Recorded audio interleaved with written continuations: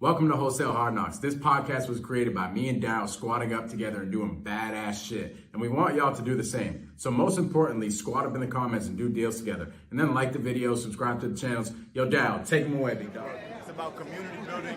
Join the community, reach out, squat up, join the campfire, baby. Let's go.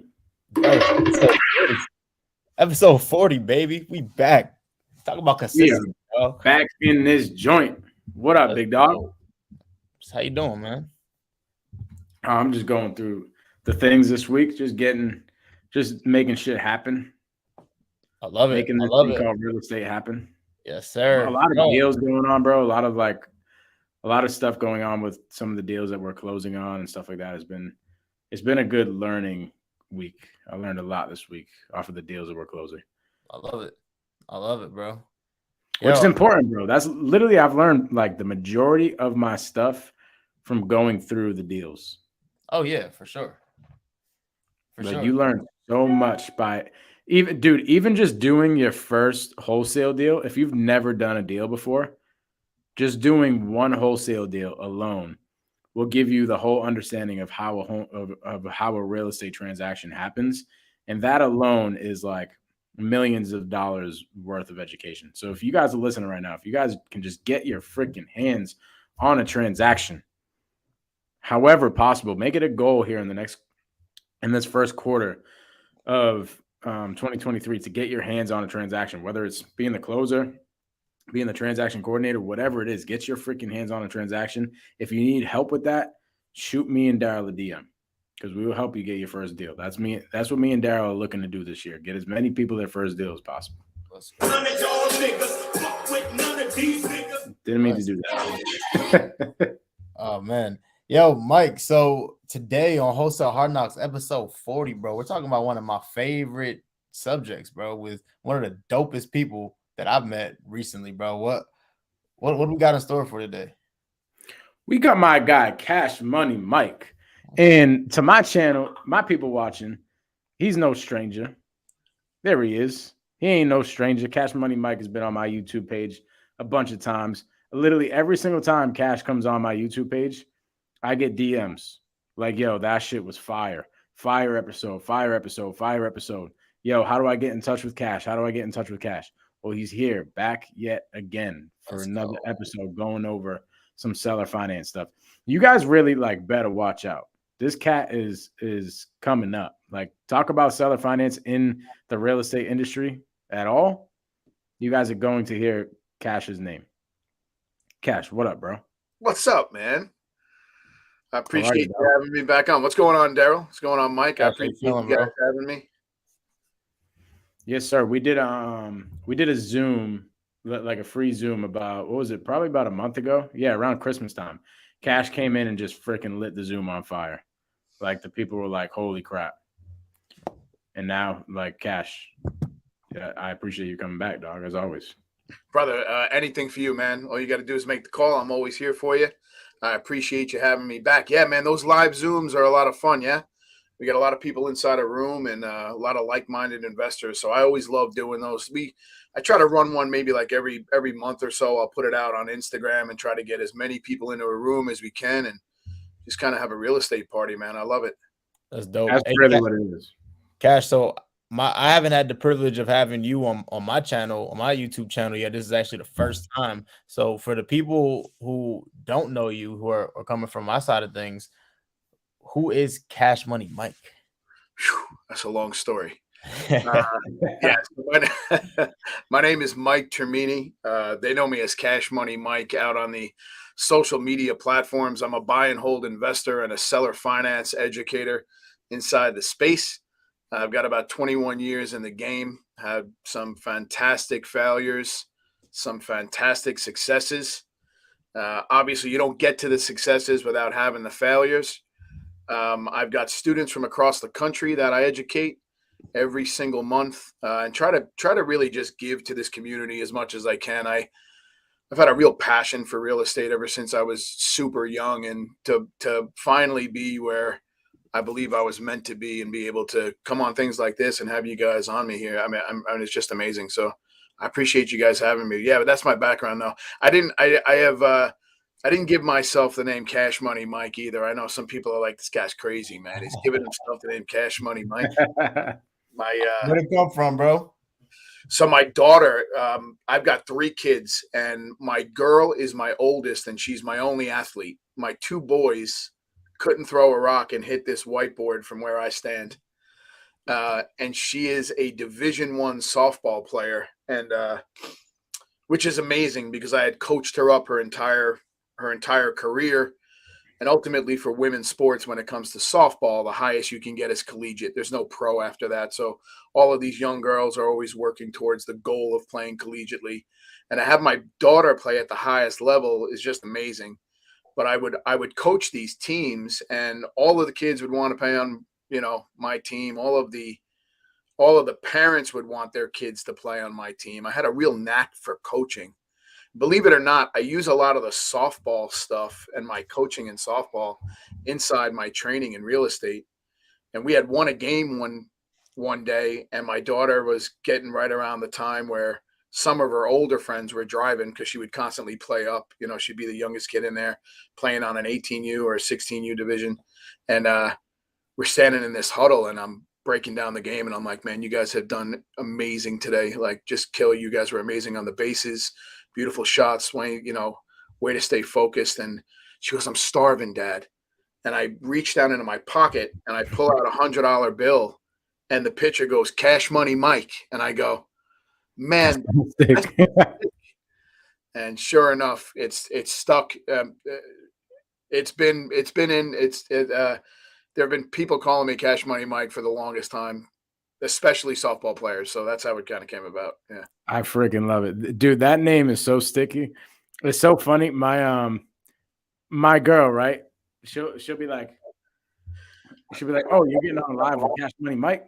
And I'm like, why do you love saying that name? She's just like, I don't know. That name just hits.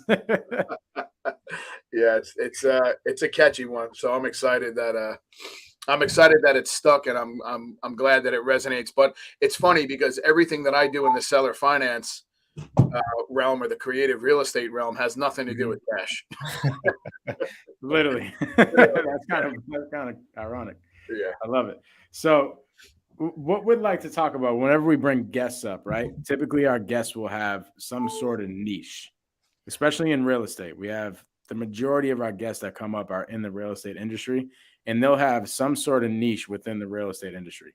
So let's go into Cash Money Mike's niche. Seller finance. It's 2 words. Creative real estate, I think, is an umbrella, right? I mean, we've got all of these different types of deals that kind of fall under the creative real estate umbrella. Mm-hmm. But my real main focus and my real main niche is really seller finance, showing investors how to gain an unfair advantage over their competition by showing them how to create. I hate to use the word generational wealth because there's these young kids in these families that come behind us that if we're not really teaching them, how to preserve this money, by the time we're all looking at the roof of the church, those kids are going to have a for sale sign in the yard as we're right. So like really, really trying to understand long-term sustainable wealth is really my niche. So I take the acquisition strategy as seller finance and I couple it with the big money game and understand how there are certain things that you want from your investments. I think there's so much confusion, not only in the real estate space, but just in the investment space, that like you really don't know which strategies are wealth building strategies.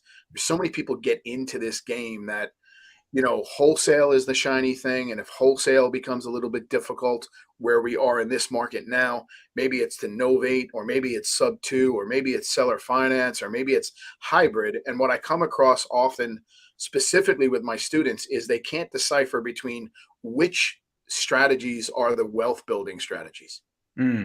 They're confused because in this country, we're so trained to stack cash. We want our cash now. If we click the mouse and Amazon's not at the door in like 2 minutes, we're upset by it. So it's this cash now mentality that my real niche is seller finance, coupling it with the money game, showing you how to create sustainable wealth. That's the lane that I kind of stay in. I love it. So pretty much what you're teaching your students is, instead of going out and generating this active income where you're, hustling and bustling to get wholesale deals done or fix and flips or whatever the case is, right? You're like, dude, just learn how to structure seller finance deals. And if you learn how to structure seller finance deals and just buy them, you will have generational wealth, meaning you can have some passive cash flow that comes in the door without you having to go get a freaking contract. Two, you'll also be able to refinance and keep refinancing and refinancing and refinancing and refinancing to pull out the cash. Is that pretty much what you're saying? Yeah, that's the biggest piece of the puzzle. So even if it wasn't a seller finance deal, I just bought a 13 unit complex I'm under contract on that we're not taking down seller finance. We're just taking it down traditionally. And we've got partners on it and stuff, but just being able to, number one, identify those deals. Number two, being able to create those deals. Number three, being able to purchase them at a deep enough discount, even if it is traditional, and always looking for a value add play where we can kind of force appreciation. We could force value this way. Once it's managed correctly and it's stabilized correctly, we can then go back to the bank and say, hey, listen, look at how good we've been doing, right? Here are the P&Ls now. Here is what was, here is what is, and here is where we're going with it. This way we can get back to the bank and ultimately be able to wring the asset dry, pull the cash out completely tax-free, and go buy another piece of property. So good. Mike, so it sounds like seller finance is everything to you. How does somebody get into seller their first seller finance deal? If I'm brand new in the game, never done a deal before, how do I get my first seller finance deal? That's a great question. And here's what's so great about it is that you technically don't have to change anything that you're doing now, right? You can prospect the exact same way.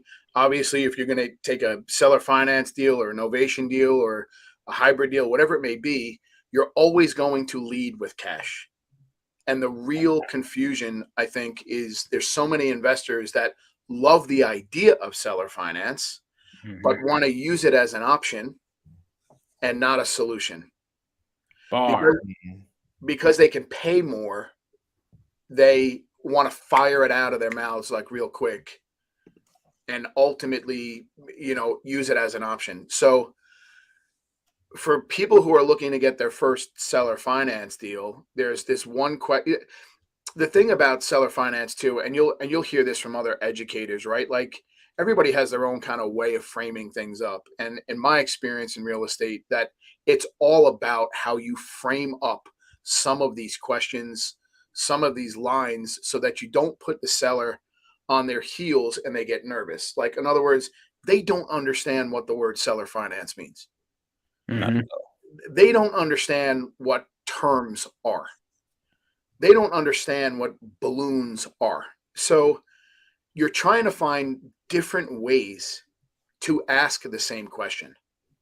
So to answer your question, Daryll, and I know this is a long-winded answer, but if you're always going to lead with cash and money is the most important thing inside of a real estate transaction and cash just won't work, it's how do I get the seller to open up to the possibility of maybe taking more money, making more money.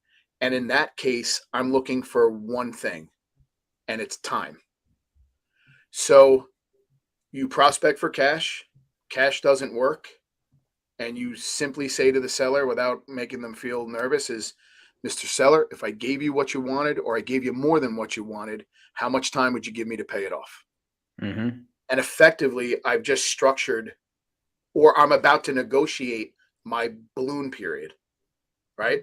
So, and then little things like equal monthly payments, ultimately is 0% interest. Speaking in terms of payments rather than years to get people, off of the fence about, oh my God, it's going to take you 15 years to pay me off. Instead of me saying, hey, Mr. Seller, would you accept my seller finance terms and have me balloon you out in 15 years? it sounds much better saying, hey, if I can make you 180 payments and have that payment hit your account every single month after I've done all the qualification, and I know that that's the most important thing, it's trying to find different ways to ask what most investors believe is, is invasive questions, or they're scared to ask. I got you. Yeah, it's not what you say, and yeah, it's not what you say; it's how you say it. I Right? say, yeah. That's really what it's about.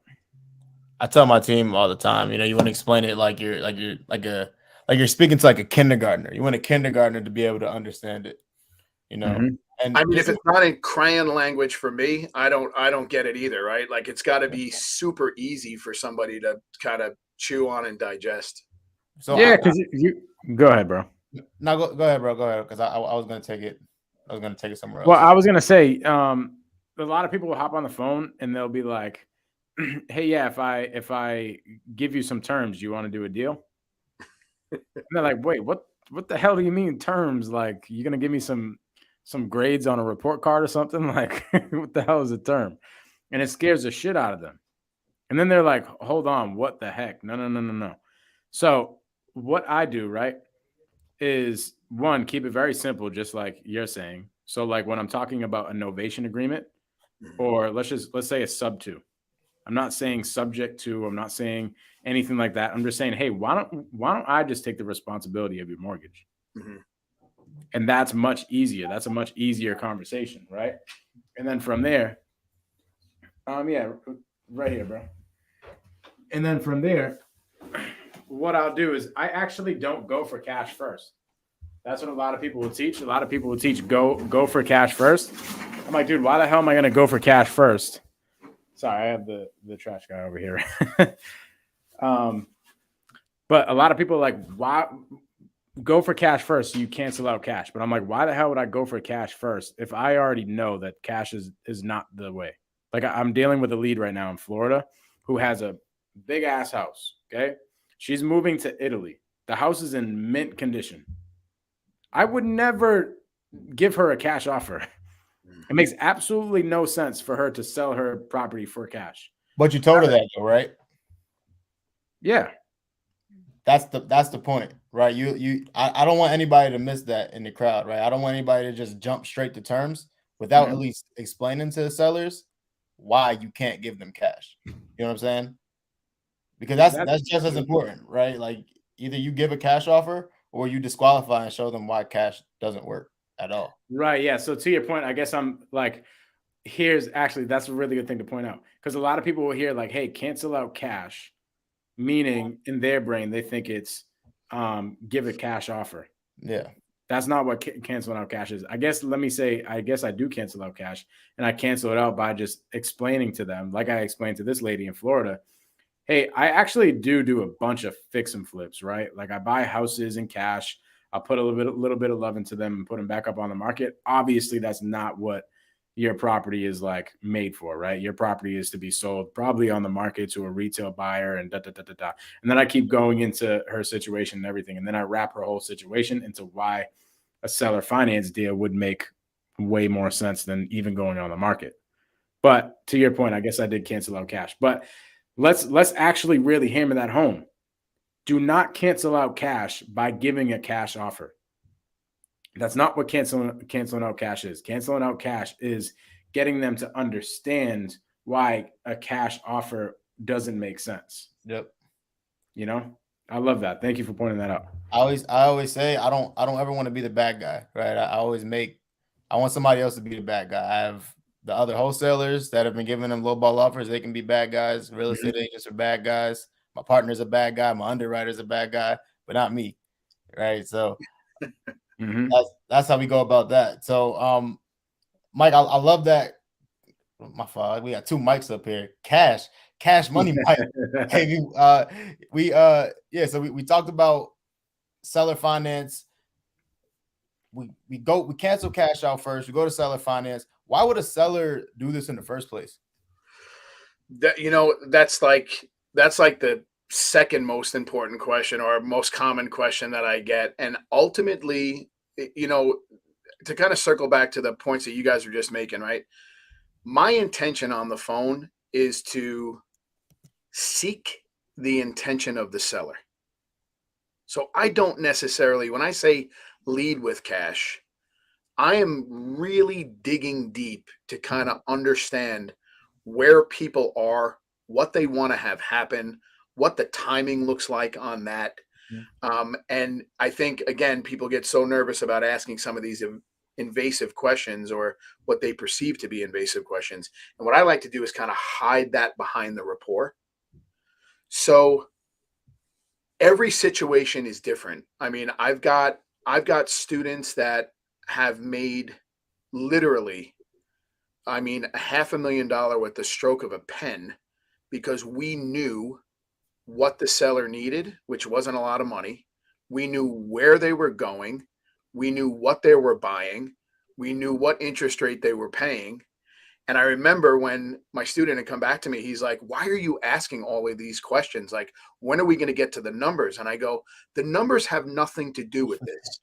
Like, if I can find out where these people are going and why they're going there and what they need, I can help you to frame it up. And he goes, well, what do you mean? I go, well, here's what we're going to do. You're going to go back and you're going to offer them X amount of money because we knew they wanted $5,000 in cash. I knew what kind of money my student was playing with.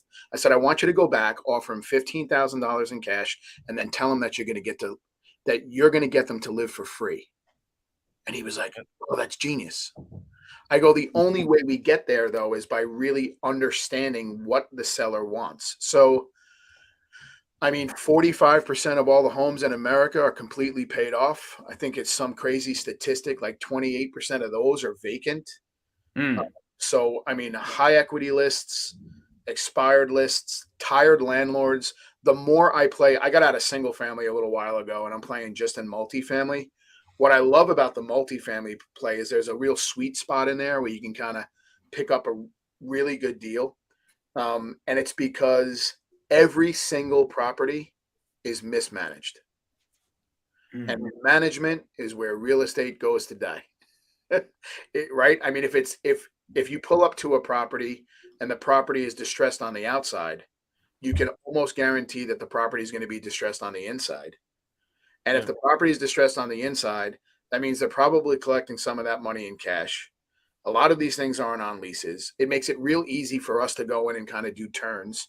So, I mean, everybody's situation is different. And I think if you seek first to understand the seller and know more about real estate in general, not just a strategy, I think the whole world kind of opens up to you when it comes to investment. Bro, that's really good. So good. I have two questions. The first one is real quick. The multifamily that you're in now, is it like what size? Is this like 3 units to 13 units, 7 units in one building, 6 in the other. 12 of them are 2-1s. One of them is a 1-1. 3 garages on each side and a ton of deferred maintenance. Ton. Nice. So you pull up, there's a dip in the roof, there's some siding missing. The staircases in the front are a little shot. But it's funny because I'm a little bit older, right? I mean I've got some years on you guys. So a lot of the people my age and older like to do business face to face, belly to belly. And this lead had come to a partner of mine, and he literally took a flight into Charlotte. I'm in Charlotte, North Carolina. So he took a flight into Charlotte. We went out to Raleigh. We met with the owner of this building, and the building's up in Virginia. And then from there, after we sat down, I've got all of these conversations recorded too, and I have yet to kind of put them out on social media. People are like, man, we want to hear you negotiate. I'm like, I got a vault of stuff that I'm going to kind of let out slowly here. Live negotiations where we would meet somebody face to face. And then as soon as we got done with that initial meeting, we didn't talk anything about money other than we knew what he was asking for. We would then meet at this piece of property. And then when we're walking around the piece of property with the owner, we're constantly trying to gather information to leverage against him. Ultimately, he had a $1.5 million ask on this piece of property. I got a $475,000 reduction and put it under contract for $1,025,000. Dang. Huge value add play too. Huge as it sits, which is key. That's dope. Good stuff, brother. That's dope. Yeah. I love how what I really wanted to dive into though. I love how you talked about it's not about the numbers, right? Like I always talk about it's never about the house, right? It's always why, right? Like we always, and it's funny because I do this with my team all the time, and they think it's funny, but I'm being dead serious. But like a lot of times, a seller would say, they'll ask a seller, "Well, what's got you looking to sell?" Like, "Oh, because I want to move." I get it. I know you want to move, but why? What's got you looking to move? Right? Like it's always another why, right? And we want to dig deeper to what's really going on. Why is that so important, especially when it comes to seller finance deals? Playing the player. You're literally playing the player. And we had a training today, and I got a girl in my class. Her name is Christian, and there's only a very select few who come through that training that get it. Here's where you get really dangerous, Daryl. When you get so good at being able to frame everything up and see through all the numbers and all the things that other people think are important, and you understand the math, it's like through the roof, right? Yeah. Because you know where the money's going. So we had this girl in my class today, and I could see her in the thing. She's like, "Oh my God, I got it. And I go, "You look like me when I knew that I had it, because I know something people don't know." I was jumping around, going to the whiteboard at like 3 a.m. with my wife going, "What we can do." And I'm spitting out numbers. And now it's all about how do we sequence that up? How do we sequence it up and frame up these conversations so we put the sellers on their heels and we don't allow them to lie to us? It's such a great little dance of like just trying to figure out the who, what, where, why, and when of everything, It's amazing. It's amazing when you can really when you can paint a picture. It's almost like being an artist. I mean, I hate to say it that way. I'm a little bit of an artsy guy, but it's really painting a picture, man. That's what sales is. Sales is an art, bro. So I think it really boils down to two different things. I think one thing, being able to extract as much information as possible. To Daryl, to your point, right? You were just talking about your team, how they'll say, "Oh, because the seller just wants to move," right? That might be a reason that they want to sell. Literally today, I was on a call with my sales guy, and I'm talking about a lead, and I'm like, "Hey, give me the rundown of like why this guy would ever sell his property." And he gave me like maybe one or two things, and I'm like, "Bro, I should literally be here like tapping my toes, like." Dude, all right, are you going to stop? You should be saying, "Oh, well, he wants to move into this area. He wants this type of house for this type of reason. He needs this many stairs. He needs the driveway to be this length. He needs literally the whole entire story." And I'm like, I should be sitting here like annoyed by you telling me how much this guy needs. And if all you're giving me is one or two sentences, then this isn't a deal. So what happened is he hopped on a call, and it was literally like a 10-minute call, and he gave an offer in 10 minutes. Dow, do you think we should be giving an offer on a 10-minute call? Probably not. No. Hell no. Like, dude, how do you get enough information to give somebody an offer in 10 minutes? Yeah. Like, dude, I'm talking to sellers for hours sometimes before I give an offer. You know what I mean? That's because like I'm gathering so much information so that if I ever hopped in a call with somebody and somebody said, "Hey, why would that person ever want to sell?" I'm literally sitting here. I don't have enough fingers on my hands to tell you the reasons why they want to sell. Like, you should get the whole entire story. So there's one thing, right? The story, being good. And that's just being a good salesman, like being good at sales, extracting the information, extracting the whole story. And then the second thing, it sounds like, is the underwriting, right? The finances and stuff that you're talking about. And I think that's like one thing, Mike, you're really, really good at like extracting information from people. But I think your biggest superpower is really just like on the click of a dime, like snap of a finger, you can understand the numbers quick. Off the top of the head. It's just built into you. Yeah. So explain, how does somebody get that? Oh boy.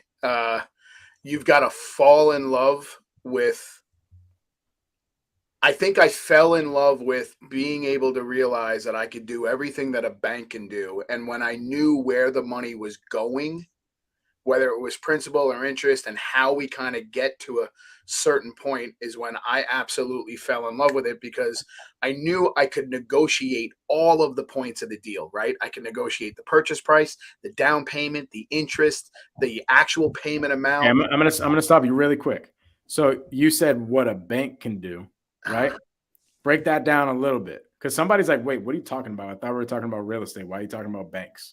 Right. So, but I feel like this can go into multiple different types of things. This could go into a sub two deal, like a seller finance deal, a cash deal, like whatever. But I think you have something here with talking about how banks operate. Like, and it might have went over somebody's head. Like, wait, why is he talking about banks? So what about the banks? Like, why do you have to understand that? Well, I mean, I think traditionally people think that they need to go to a bank in order to buy a piece of property, right? Yeah. 95% of the population think like that. I thought like that at one point, right? I got to go to, how am I going to do it? I don't have the money. How am I going to get the money to buy this house? Then you'd watch these infomercials, or you'd watch other people doing it, and you're like, well, how the hell are they doing it? And it's as simple as understanding the home buying process and the loan process. So somebody wants to go and buy a piece of property traditionally, the bank is going to ask for a certain amount of requirements in order for them to qualify for the loan. Depending on how credit worthy you are, they're going to determine an interest rate, and then they're going to give you a term. And I think what most people don't understand is that you can pay off that loan early, right? Any one of us can just, even if we weren't in real estate, right? We could take out a 30-year loan with Bank of America. We could run to the convenience store, scratch off, win $1 million, and go, I'm going to pay the house off. Mm-hmm. So when you understand that the money is in the time that you're able to get from the seller, it's when you go, oh my God, I'm getting what the bank is getting interest wise or principal pay down wise. And how does that affect me as the investor? So if a bank issues a loan, they amortize the loan, right? They give you a period. It says, hey, listen, this thing's got to be paid off in 30 years. And here's the interest rate. And every single month, there's a certain amount of money that's going to principal. There's a certain amount of money that's going to interest.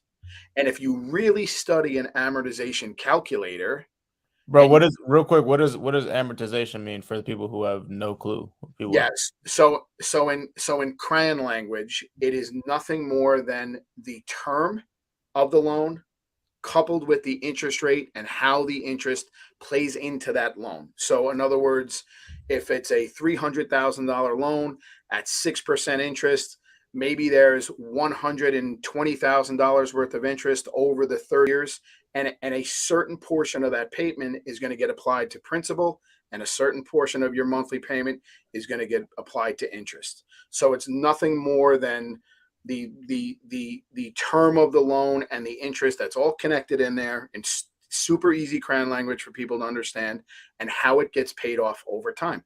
It's as simple as that. So it's like a payment schedule, pretty much. Exactly. Yep. It's a payment schedule or an amortization table or whatever you want to call it. Okay. And ultimately, when you realize that a seller's house that's full of equity that might want to sell you the house on an installment sale, or what people would refer to as seller finance or owner carry, and you can structure those deals so that you receive the most amount in principal pay down and you don't pay a lot in interest, if you do pay interest at all, is when you look at where the numbers go and you go, why would I wholesale a piece of property? Like, why would I not take the ladder and throw it up against the tree, climb the ladder, pick the ripest fruit, rather than this low-hanging fruit that I'm going to get these quick clips of money, this 30,000, 20,000, 25,000. Again, if you're doing it at scale, like my man Eric Klein, I get it. It's hard to pull away from that, man, when you're doing that kind of money. But if you understand where the money goes, that it is an absolute game changer on how you can just create wealth for yourself. You're doing exactly what the banks can do. I don't think people understand that they can do everything the banks can do. They can loan money, they can draft notes, they can do all these different things. But yeah, it's just it's so much easier to be able to try to buy a piece of property where you can give sellers what they want. Ultimately, you wind up making more money. They wind up making more money in the long run, depending on what you structure. But the real trick, to Mike's point, is like to be able to do it off the top of your head. Number one, be able to frame it up, seek to understand the intention of the seller, be able to do it off the top of your head and do it not so much live, because these aren't one call closes like it would be, maybe sometimes on a wholesale deal. But understand how to negotiate all of the pieces of the puzzle is just it's just eye-opening. It's eye-opening. Do you ever sell any of the notes that you create? So I don't sell anything on a wrap. I own. Here's what I do. Well, not really on a wrap, but like to a note buyer, to somebody who's just gonna buy a note. No, I don't. Nope. I want everything that's coming to me, man. I want the cash flow. I want the leverage. I want the tax advantages, and I want the appreciation. I want them all. Notes, I'm just getting the cash flow. I love it. I love it. I want them all, man. I love that. Yeah, because there's so many different benefits that you can get with actually owning the deal. Like some people notes, like they think that we're talking about a notebook or something.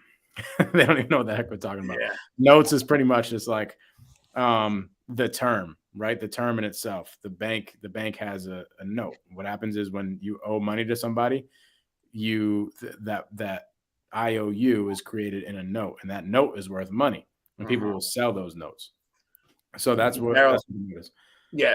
So to Daryl's point before, like I don't create notes either, right? So I'm not selling them on a wrap.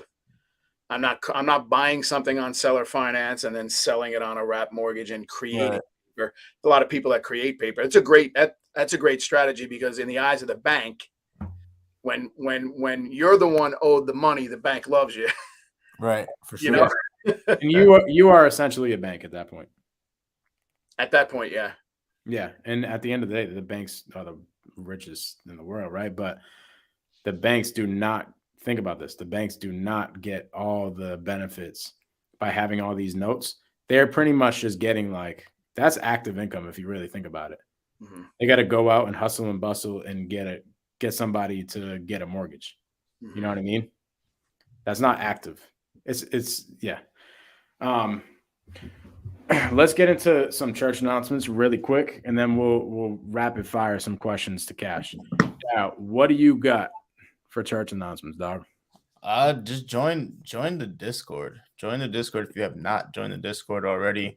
I believe we're about 300 people strong in there. We do. Damn, bro. Yeah, we've been jumping, bro. It's been moving. We do role plays in there daily. Call calibrations, and I have a lot more that's in store for the Discord. So if you guys are not in the Discord, jump in that Discord right now for sure. What you got, bro, Mike? I've been hearing so much stuff about that Discord. It's been jumping, bro. It's been jumping, bro. I got the notifications on my phone, and people are just in there crushing stuff. They're crushing seller calls, role plays together, and I'm like, holy crap, dog pound gang, bro. Dog pound, baby. Yo, I'm actually opening up a virtual office in the Discord. So when people, because making calls is can this guy give any more value? Holy crap. Yeah. People are spoiled, dog. Bro, I mean, think about it, bro. Because I'm just doing what I wanted and some things that I had access to when I was getting started. You know what I'm saying? So virtual office, it gets freaking lonely making calls sometimes, especially if you're getting told no all the time. People are cursing you out, and if you can do it in a room full of other people who are also getting cursed out You know what I'm saying? It's gonna make you feel less. Hell yeah, that's fun, bro. Shit, right? It's more fun, right? And you can do things like come up with the word of the day, right? Let's see how many people can say a funny word in the day. That's what we used to do in the virtual office. So, I want to recreate that and just give everybody the tools in there to get their very first deal. You know what I'm saying? And build a community of people helping each other, right? I don't even spend much time in the Discord. It's ran by the community. It's ran by itself. You know what I'm saying? Fire. So good. Hell yeah. So yeah, I'm same old stuff, bro. The Facebook group, same thing like Daryl. Like this Facebook group I'm trying to get it really jumping. Like I'm not messing around with this Facebook group. We're about to do a Zoom next week, right? Somebody asked, they're like, hey, I need to get my first deal. I've been struggling to get my first deal. I want to get it done in the first quarter. Okay. So I'm like, okay, let's hop on a Zoom solely for the Facebook group. Nobody else can get on the Zoom unless you're in the Facebook group. But let's do a Zoom breaking down how we get homeboy his first deal in the quarter. Like play by play, straight blueprint on how we get you your first deal. And if you don't get your first deal, then it's just because you did not take the action. So that Zoom is going to be next week. But yeah, we're hosting Zooms out of there. I'm posting my seller calls, doing all the things. You want to be in that Facebook group. After this live is over, I'm going to drop in the description on my YouTube page. I'm going to drop the link. But if you go to joinblueprintrei.com, joinblueprintrei.com, you'll get the link and you'll be able to get in that Facebook group. So give a link for us, bro. Yeah, joinblueprintrei.com. I think I have it in here. Let me see. Right there. Yeah, bro. So Kash, let's get into like some rapid fire questions. Very first one, I want to hammer. Right? What we're going to do is we're going to give you like two different things and you got to pick one and say why. Okay? So the first one, and I was going to save this for last, but I want to start it off with a bang. Okay. Seller finance or subject to? Seller finance all day long. The least risky strategy of any of the strategies that you can deploy. You can make the most money with seller finance. You control a lot of it. So yeah, seller finance all day. I'm not a fan of subject to. That's just me though. Okay, so you're saying you can make the most money off of seller finance. I'm gonna assume maybe you're talking about long term. Everything I do is long term. Okay. I should probably preface this by saying I don't sell property. I'm curious as to what you don't like about sub 2, bro. I think there's a lot of risk for sub 2. I've been around a lot of guys, and I don't do a lot of sub 2. I've got one now that I actually absolutely hate. Mm-hmm. I don't love the idea, and I've been around a lot of guys who own a bunch of them, and obviously it's the due on sale clause, and there's no real way around it. I know you talk to somebody like maybe Uncle Charles over at HBHS, who's an absolute killer when it comes to subject to, and he'll talk to you about maybe putting the property into a trust and ultimately getting the banks to modify the terms. But ultimately, it's the due on sale clause.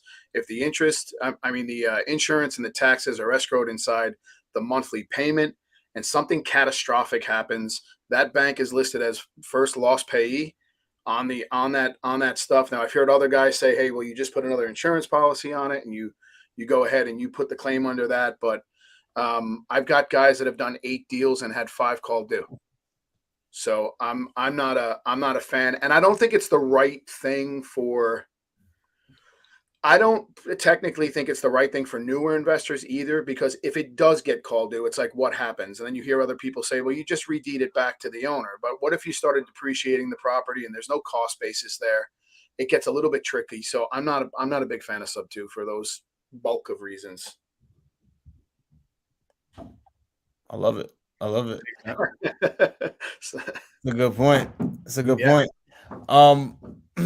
Yeah, no, because we definitely say the same thing, right? Like if due on sale clause happens and we just redeed it back to the property, what happened for you said your friend had like 5 due on sale clauses? He had 8 sub 2s and 5 called due. What did he do? Always the insurance component. So let's dig into that though. Like, for somebody who might be listening that doesn't understand what Mike is saying, when you take a property down subject to, let's start there. You're buying the property with the mortgage currently in place.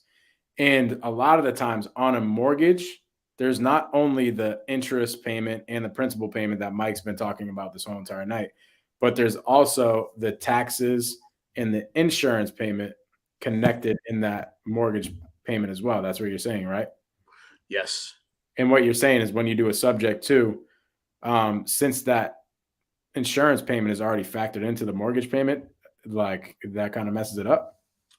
Well, I mean, let's just say you take over something subject to, the taxes and the insurance are escrowed inside the payment, and catastrophically, hypothetically, the house burns down.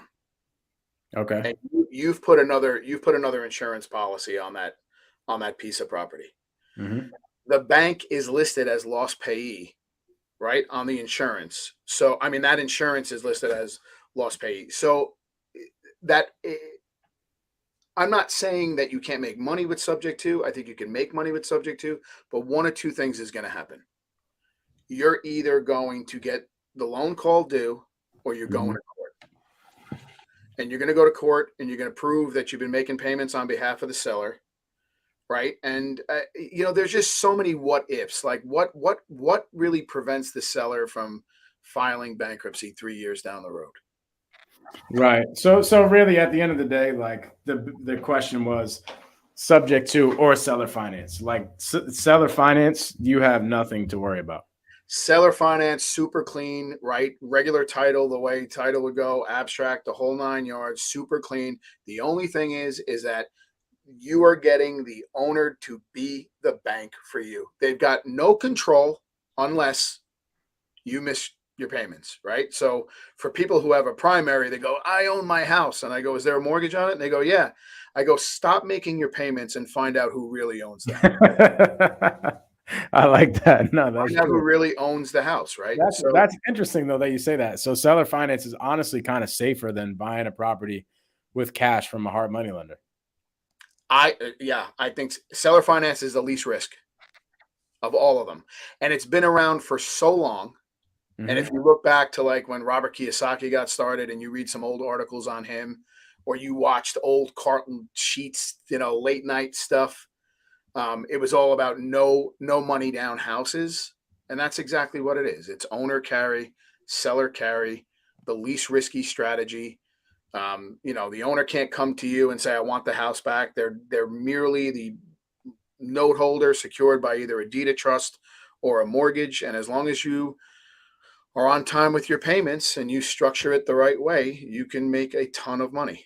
Ton.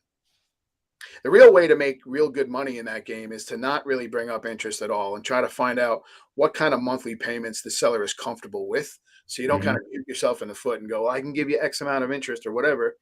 And that's the reason why even at wholesale or cash, you're trying to get the number from the seller first, right? You might say something that is bad. So it really works the same way with seller finance. The only difference is that I'm getting paid every month and wholesalers are getting paid once.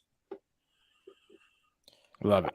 Yeah. Kash, can you talk about this? Is kind of a rapid fire question, but can you talk about your favorite seller finance deal that you've ever done? My favorite seller finance deal that I've ever done for everybody was my student Luke Nestler. You've seen him out on my Instagram pages. I was slightly jealous. Homeboy's crushing it, dog. Yeah, he's doing real well. Did he do any real estate deals or anything before he was with you? Oh, so yeah, he owned a couple of houses in Ohio, and he wasn't really sure that he can get into multifamily. Right, he had no idea about multifamily. Yeah. So he owned a couple of single families. Yep, and he was out on Instagram, the power of social media, just journeying what he was doing. Right, just putting it on film, and somebody had reached out to him and said, hey, listen, there's this sixplex. You should take a look at it. And he was 5 days into the training and he shot me a text. He goes, I think I got a deal. And I said, man, I don't know if he knows if he's got a deal or not. And I structured, underwrote, and had him pitch the deal And that was the best deal that I've ever underwritten in my entire life. That's a crazy deal. We underwrote that thing at a sixplex. Each of them were renting between $975 and $850. We had it underwritten at $1,200 as it sat without putting any money into it.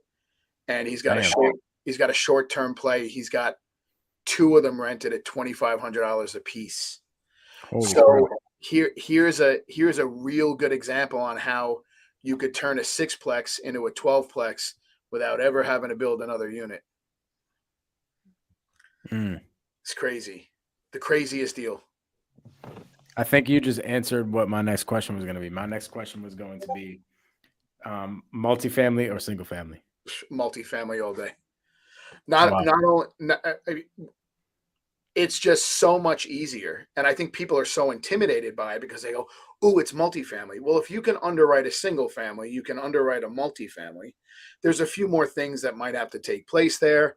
Maybe there's some like outside utilities, or maybe there whatever. But the value add opportunity there is so huge.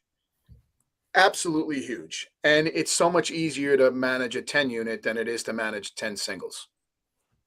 Okay. I like that. You're talking about value add, right? Yeah. Why is value add? Why do you have more opportunity to do value add in multifamily than you do in single family? There are so many people who buy buildings that have bought buildings 20 and 30 years ago, 20, 25 years ago, that maybe their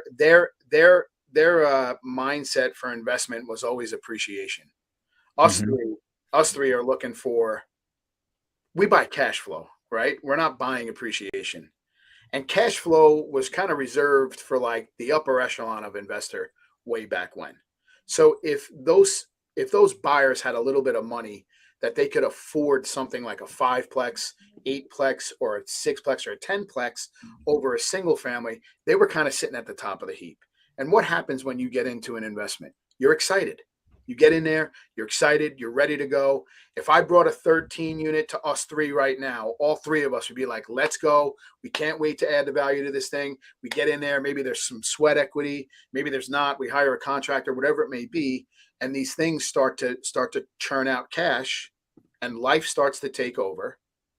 And 1 unit goes vacant. And when 1 unit goes vacant, maybe they try to get a tenant in there, and maybe that's a pain in the ass to deal with. And it's there, but they're still making money. And then another unit goes vacant, and they're still making money. And then another unit goes vacant, and they're still making money. And then it gets a little bit tight, so they're like, listen, if you come on in, I'll give you a break and you guys can pay me in cash. And then they start collecting cash. And then it's all this deferred maintenance. You can't show me any P&Ls. And there's so much opportunity in that space alone. Because they just don't know. They just don't know. And the banks, I mean, technically, these buildings are unfinanceable to a point where an investor like us or investors like us, like it doesn't make sense. You can't go back to a bank with a shoebox full of cash and go, look at how great I'm doing. I'm going to tell you to get out of the bank. So, having everything in order is just key. And like on this 13 unit, this is a guy, they bought it for appreciation and thought they were buying a triple net lease. And I'm like, this is multifamily. This isn't triple net. Triple net is no management. He goes, well, that's what we thought we were buying. And then I realized I had to deal with the tenants. And then I realized I had to deal with the contractors. And then I realized I had to deal with this. And it just opened up the door. We actually paid less for that building than what they bought it for. 7 years. Yeah, it's crazy. On seller finance too? No, this is traditional. We didn't take this down seller finance. Oh, that was a 13 unit. Yep. We got Mike. Did you try to do seller finance with them? I tried to assume the loan. That's another good thing about like the multifamily play is that all of those loans are either fixed for a certain amount of time and then they're variable, or they're all variable. And where we're coming into right now, there's a lot of resets going on. So there's a lot of opportunity there. What you just said is crazy. a lot of people don't know the difference between assuming a loan and taking a property over subject to. Like they're completely two different things. Yeah. So what assuming the loan is, it's literally Mike going to the bank and saying, "Hey, I want to buy Daryl's house. Daryl has this mortgage of $100,000 or whatever, right? Why don't I just take over the terms of Daryl's loan and put my name on his loan? But then Mike has to go and apply for the loan and go through the whole entire things of getting approved for Daryl's loan. But the cool thing about it is Mike now has, it's pretty much just like a very safe way to do subject to, you know what I mean? But you're actually having the mortgage in your name, but you have to go through the whole process of, underwriting and all that stuff. But if your credentials are good and the loan is assumable, then you're in the game. So what you're saying, and I'm not even aware of this, you're saying those types of deals, a lot of the loans are assumable. So not only are they assumable, but you have to make sure that the numbers make sense, because a lot of them are amortized over 20 or 25 years. They're not amortized over 30. And then the call period is usually somewhere between 5 and 10. So like this loan was a 7 and 7, which means that it was a 7-year call and it readjusts every 7 months and follows the prime rate. Okay. So as the feds raise the interest rate, it's going prime rate goes up. They have it in their note where they're prime plus 1. So imagine going from 7 months ago, you could have went back and fixed your debt, right? You could have fixed it at 4% and you didn't take the opportunity to fix it. Now the Fed raises the rate. And now your payment goes from $4,000 a month to $8,000 a month with no end in sight. And it's like, well, maybe I should go try to get them rented now. So that might be a good opportunity, like a list for people to pull. Yeah, I mean, if you're pulling lists, I mean, a high equity list is going to be a great list to pull. Multifamily list, I don't pull lists. I lead gen a little bit differently than a lot of other people, but yeah, you can go ahead and pull lists, multifamily lists. A really good way to lead gen is on GIS. GIS maps. Everybody's GIS. Understanding the codes, the zoning ordinances or the zoning codes for whatever area you're working in. Like instead of driving around trying to find multifamily plays, you could just zone in on the multifamily area, and then you could target that area. And it's just a lot easier. You don't have to waste a lot of time going all over the place, or maybe you're pulling lists that aren't so accurate, right? 1 to 4 units residential, 5 and above commercial. I know sometimes on like prop or batch, those two will get confused. But GIS maps, man, is a great place. So understanding real estate at a higher level, not just the acquisition strategy, like, hey, here's a piece of property. Here's what we can do with it. Here's what the real value is in what you can turn the property into. Yeah. Like what you can do with it later on down the line. So you find a piece of property, you understand the zoning, you take a big, broad bird's eye view and say, all right, listen, like, this is where some of the growth is moving to, and you kind of stay right on that line. Like in Charlotte, all of these areas around the country are all set up the same way. They're set up just like a bullseye. So you take Charlotte as like a center point, and there's a highway that goes around it called 485. And inside of that circle, all the competition is hot because it's so close to the city. You go to Jacksonville, it's Jacksonville, and there's 295, and inside 295, it's hot. Yeah. You go to Dallas, and it's 635, and it's hot. So what you want to do is, I mean, at least the way I lead gen is I look for those main veins that bring me into the city. And then I want to stay as close as I can to that vein. So it's easy for a guy like me who maybe works for P&G or I work for Bank of America and I don't want to live inside the city because I got a young family or whatever it may be. I can find pieces of property that are super easy for me to dip in and out of, take that and overlay that with the GIS ordinance for whatever area you're in, and you can find stuff all day long. This guy is giving y'all some sauce, bro. Like ain't nobody talking about that, bro. Nobody's talking about GIS maps and Nobody wants to do the work, man. Bro, that is so freaking good. Dow, do you have any more quick questions for him? Nah, bro. Mike, Let's stay on for another hour. Let's do it. Let's do it. I'm busting, man. I'm ready when you guys are. Whatever's good for you is good for me. So one thing I was going to ask is, like when prospecting for seller finance, like you're the seller finance guy. Okay. So it's probably important for you to just be like, bro, let me just take my time and energy to really try to find seller finance deals. So let's just say there's a wholesaler watching right now and they're like, dang, Mike is talking about this crazy seller finance strategy and I want to go get him deals. Like, where should I point the cannon? I'm an educator. I spend my time and energy educating people on seller finance. Mm-hmm. I source my own deals. I got a team of people where we do starting to get into larger multifamily deals. So I'm not so concerned with students or people bringing me deals. I'm more concerned with showing wholesalers or people who are just getting started what's possible. Because when you see what's possible, you can do amazing things when you start to open up your mind a little bit. So, yeah, I mean, I can talk to you all day about prospecting and how to do it and how to pull lists and everything else. But the reality is that you've got to get immersed in real estate. You can't just come in here and be like, I'm going to start. Yeah, I mean, it's great that you do wholesale, right? I'm not saying you guys, I'm just saying people in general. It's a great place to start. But if I polled 100% of your viewers today and I asked them what the long-term goal is, I bet you 100 out of 100 is going to say, I want to own rentals. Yeah, that's everybody's end goal, right? Everybody's like, hey, I want to wholesale. Whenever I ask somebody, like, what are they looking to accomplish in real estate? They say, I want to wholesale, I want to fix and flip, and then I want to buy and hold. And I'm like, why? And they're like, I don't know. I just thought that's what you're supposed to do. Yep.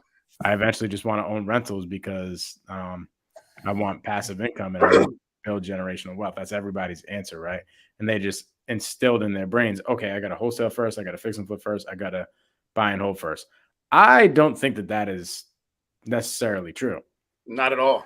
I think if you're 100% wholesaling is going to help you understand real estate, right? You're going to have to understand how to underwrite deals and stuff like that to make sure you're locking up actually good deals or you'll never have a business. So wholesale is like your entry. But for me, I really think the main reason to wholesale is really to free yourself from a job. It's to replace your job. It's very hard to just go buy and hold, right? And get out of your job. But if you want to get out of your job quick and build a scalable business that you can lift yourself out of, that you only have to work maybe an hour or two a day in, that's going to make you 50 to 100 grand. It's very simple to do that. Not simple. Actually, I'm going to say it's simple, but not easy to do that within a year or two.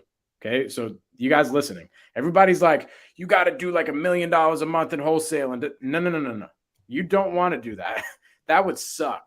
I would never want to do $1 million a month in wholesale, but I'm thinking, why don't I just build a business that's going to generate me 50 to 100,000 to 50,000 to 100,000 bucks a month. That way I never have to go get a job, keep that thing beating like a heartbeat, and then go do the multifamily stuff. Right. But somebody like Kash is like, dude, I'm already stable. I've already done my hustling through my days. I've done my hustling, bustling. I'm, sitting on my cash. I'm good. I'm okay. I got to go tackle a multifamily now. So that I'm talking to somebody like a doctor or something like that. Because here's what happens. People will go listen to a wholesale podcast or something like that, right? And they will tell them, hey, in order for you to start doing deals, this is the steps you got to take. You got to wholesale, you got to fix and flip, and then you got to buy and hold. And then the doctor who has a freaking who has like a $250,000 business, who never has the time to wholesale, is sitting here hiring virtual assistants and everything like that, when that's not what they should be doing. They should be focusing on the last one. The problem with wholesale, in my opinion, is yes, it's a great way to stack cash, but it keeps you in that mentality. And in order to get to wealth, You've got to have a mind shift. I love that, dude. It's like freaking. It's like selling drugs, bro. People get caught in the streets because it's quick cash. It's quick cash, and then Yep. it's really not that hard to scale that business. Yep. It's not that difficult. The difficult part about that business is getting the training in order to make sure that everybody's firing on the same cylinder. Mm-hmm. Right? You pull a list, you upload a list to a dialer, you skip trace it, you give it to a VA. A VA is going to push it to your CRM. Your closer is going to pick it up, close deal. Right? You say it all the time: prospects, leads, conversions. You got to fill those 3 cups. Mm-hmm. So, but what happens is that if you scale that business and you're making 30, 40, 50 racks every single deal, it's so difficult to get that mind shift from like this stack of cash to like, I've got all this cash, I'm living good, like I'm out on the boat with my girl and the Ferrari and all this other stuff. And it's like, but if you just took this money and you shifted this money over into this asset that's going to continually pay you year over year, month over month for the rest of your life, and then any of this income that you get from your wholesale business, like you're talking about, Mike, and you continually shift it over as if you don't have it, in 4 years, you'll look back and be like, screw the wholesale business. Yeah, right. Wholesale, schmosale, like wholesale is like, yeah, it's a fantastic way to get into it, but you know what wholesale is? Wholesale is a cool way to burn out. That's a great way to put it. You don't have a plan. It's a great way to put it. If you're just like, dude, I'm just building the freaking wholesale beast, and this is my baby, and I want to ride this thing until the freaking wheels fall off. It's a good way to burn out, right? If you don't have that, the other tables I call them other tables. It's like maybe going and building your fix and flip business and building your buy and hold business, building all these other businesses. Like, dude, you do not want to just be in wholesale forever. Like, you will burn out. This is not the business that you want to just scale out forever. This is a really good business, though, if you want to make $50,000 to $100,000 a month and get the hell out of your get out of your 9-to-5 job. That's my thing with wholesale. Mike, we appreciate you coming on here, big dog. This is great. Mike has been on my channel multiple times. He freaking sets the stage on fire whenever he comes on the channel. Mike, where do people find you at, for one? And then for two, I know you have some things coming up, like some events and stuff like that. Could you talk about them before we head out? Yeah, sure. February 3rd, 4th, and 5th, I'll be in Houston next week, speaking at a 10 Growth. I'll be there in Houston that Thursday, Friday, and Saturday. February 15th, I'll be in San Antonio. I'll be speaking there. You can find me at Kash Money Mike _. And then March 2, 3, and 4, my man Eric Klein and myself, the absolute top of the food chain when it comes to sales, and myself, high-level creative real estate coupled with high-level sales. We're going to marry those two worlds. We've got we've got an in-person 3-day live in Raleigh, North Carolina. Eric's got a brand new office over there, about 6,000 square feet. We're only taking 40 people. We're about halfway sold out. It's only been about a week. So if anybody's interested in that, you could just shoot me a DM and I'll get you connected. And yeah, man, just a bunch of podcasts, bunch of travel, bunch of stuff going on. So yeah. So good, bro. Let's go. So what did you say? What was the first one? First one is next weekend, February 3rd, 4th, and 5th. I'm going to be in Houston. Ricardo is physically in Houston. Yep. And then San Antonio after that. I'll be speaking in Houston. I'll be speaking in San Antonio on February 15th. And then I will be live and in person March 2nd, 3rd, and 4th with my man Eric. And are the tickets available for all three of those? Tickets are available for all three of those. I think the VIP for Eric and I's event is close to sold out. Maybe there's 2 more left, but there are some general admission.